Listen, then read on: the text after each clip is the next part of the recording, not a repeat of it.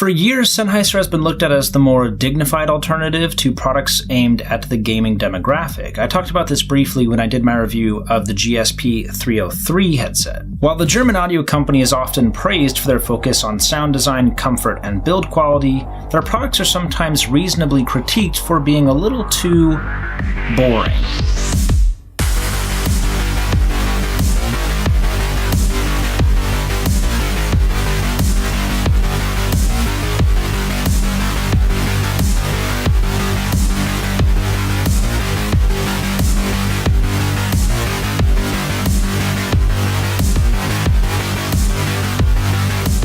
So in comes the GSP 600, Sennheiser's newest premium wired over-ear closed-back gaming headset.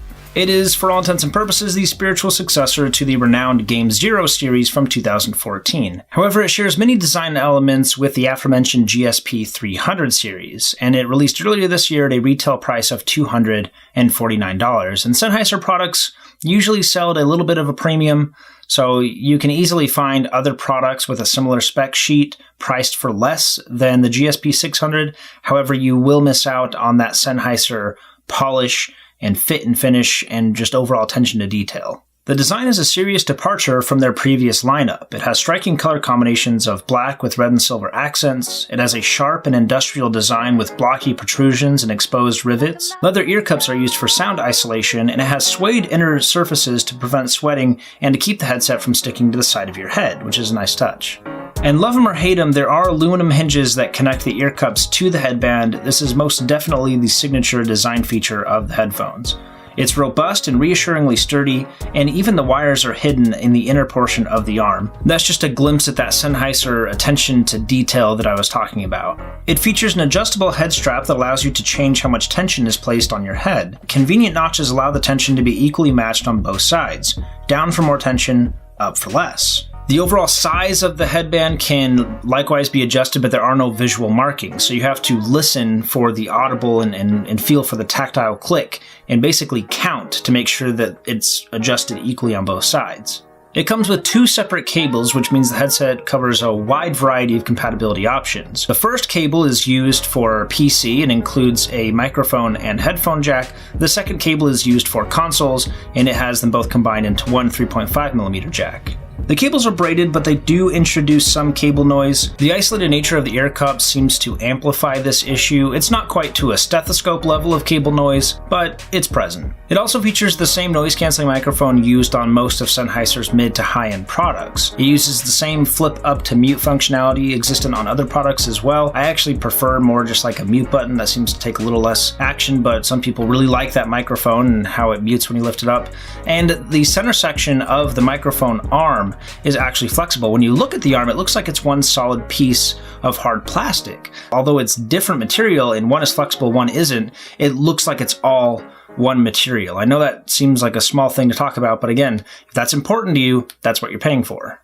The volume knob is also a huge refinement over previous designs. It's very resistant. It takes a good amount of force to change the volume up or down. You're definitely not going to move this on accident. It's large and easy to find, and it mutes with a tangible click when it's been turned down all the way. This is an obvious improvement over other headsets that they offer, where if you turn the volume down all the way, you can actually still hear noise. I have to admit, I was a little bit apprehensive when I got my first glimpse of the GSP 600. I was worried that their newfound focus on aesthetics would in some way detract from their previous focus on sound design.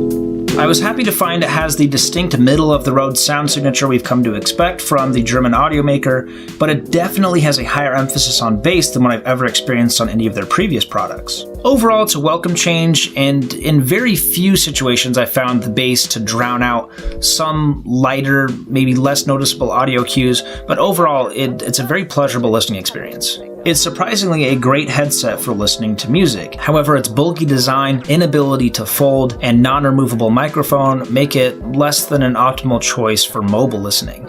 If you're looking for a headset to take on the go, you'll definitely need to invest in a secondary, more practical set of headphones, because these really shouldn't leave your house. Online reviews of this headset have been overwhelmingly positive, and for good reason. However, the number one complaint I've seen is in the area of comfort. I've seen a lot of people mention that the headset is either too tight or really just doesn't fit their head shape whatsoever. An important thing to take into consideration is you not only have to adjust the overall size of the headset, but you need to spend a fair amount of time adjusting the tension so that it sits on your head and distributes that weight evenly across your entire head. The excessive leather padding feels great at first, but after about an hour and a half, I noticed my ears getting excessively sweaty, and I'd have to take the headphones off for a minute and let them breathe. It's obvious Sennheiser wants to be taken seriously in the premium gaming headset category. With its striking design, incredible build quality and sound, and remarkable comfort, it's one heck of an entry into the segment.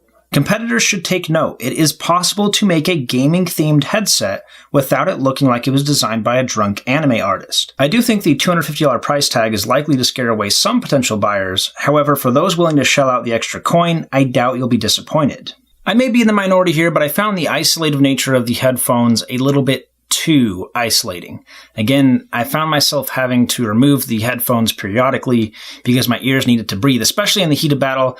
I'm someone that definitely needs to get that airflow going on, and these headphones definitely isolate sound better than any other headphones out there. So that's a subjective thing. That may be something you're looking for. For me personally, it wasn't. So if they had a headset exactly the same as this one, but kind of had a more open air feel, I think I'd be even more satisfied.